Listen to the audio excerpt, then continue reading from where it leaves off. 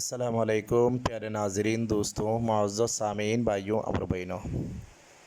یہ عمل بڑی ہوشیار سے یہ عمل کرنا ہے۔ یہ بڑی خطرناک ایک عمل ہے۔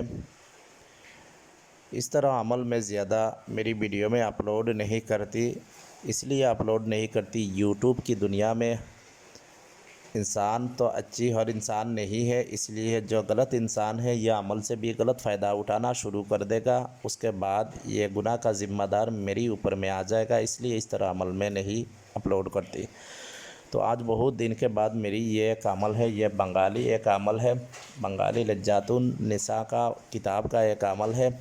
یہ بڑی زبردست طاقت رکھتا ہے دشمن کو جان سے مرنے کا۔ ہاں، اس طرح دشمن کو آپ استعمال کر سکتی ہے جو آپ کی جان اور مال کی خطرہ ہے اور عزت کا بھی خطرہ ہے، اور وہ انسان کو بڑی تکلیف دیتا ہے، بڑی ظالم انسان ہے، اور اللہ کی بھی دشمن ہے اور انسان کی بھی دشمن ہے۔ تو اسی طرح انسان کے اوپر یہ عمل آپ کریں۔ ہاں، یہ عمل اس طرح جگہ پر کرے جس انسان کا چھوٹی چھوٹی بچہ وغیرہ نہیں ہو، تو اسی جگہ پر یہ عمل کرے۔ کوئی اچھی انسان اور غریب انسان اور کوئی آپ کا جیسا رشتہ دار وغیرہ میں کوئی دشمن وغیرہ ہو، جیسا اسی طرح تو دشمنی رہتی ہے آپ کے آزو بازو میں گھر یا آپ کی بھائی اور بہن، اس طرح تو دشمنی ہر انسان کی رہتی ہے۔ اس طرح دشمنی کے لیے اب استعمال یہ عمل بالکل نہیں کرنا، بالکل نہیں کرنا، بالکل نہیں کرنا۔ اور اسی طرح انسان کی دشمنی تو رہتی ہے، آزو بازو کی گھر، بھائی اور بہن اور کاجن کی بھائی اور بہن، اس طرح تو رہتی ہے۔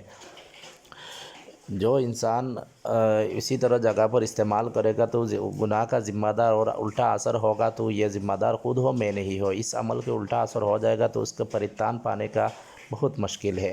میرے پاس جب تک نہیں آئے گا اس طرح عمل دنیا کا کوئی انسان نہیں کاٹ سکتا، کوئی عامل، کوئی بابا، کوئی پیر، کوئی جادوگر، کوئی رشی منی اور جادوگر اور جو بھی عامل لوگ ہیں وہ نہیں کاٹ سکتا، ٹھیک ہے؟ اور میں بھی ادھر سے بھی نہیں کاٹ سکتا جب تک میرے پاس نہیں آئے گا۔ اس لیے بڑی ہوشیار سے یہ عمل کرنا پڑے گا۔ دشمن کو جان سے مرنے کے لیے یہ عمل صرف 72 گھنٹہ کے اندر، یعنی 72 آورز کے اندر کام کرتا ہے، 3 دن کے اندر۔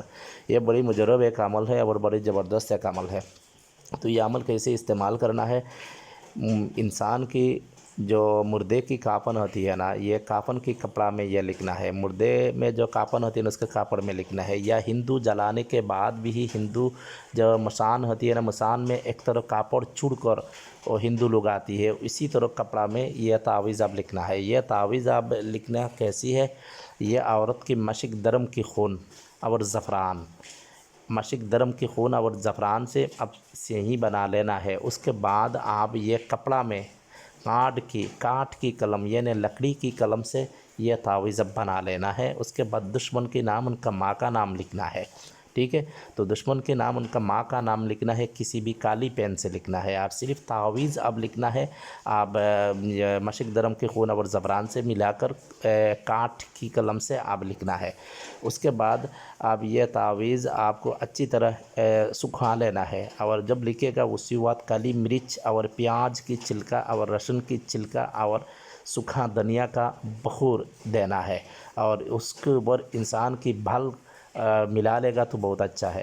جب بھی یہ تعویذ لکھے گا اسی وقت اس طرح بخور دینا ہے، اور یہ تعویذ لکھنے کے بعد تعویذ کو اچھی طرح اس بخور کو دینا ہے۔ اس کے بعد اچھی طرح لپٹ لینا ہے۔ اس کے بعد کالی کپڑا میں لپٹ کر دشمن کی گزرگاہ راستہ میں، جس راستے میں دشمن آتا ہے جاتا ہے، اسی راستہ میں آپ کو یہ تعویذ اب دبا دینا ہے۔ اور اسی طرح موقع نہیں ملے تو کسی بھی آپ کو منگل یا ہفتہ کے دن مری ہوئی انسان کے قبرستان میں آپ یہ تعویذ دبا دینا ہے۔ دبانے کے ٹائم آتے جاتے کسی کے ساتھ بات چیت نہیں کرے، پیچھے مڑ کر نہیں دیکھے، اور یہ تعویذ استعمال کر رہا ہو کسی انسان کو پتہ نہیں چلے۔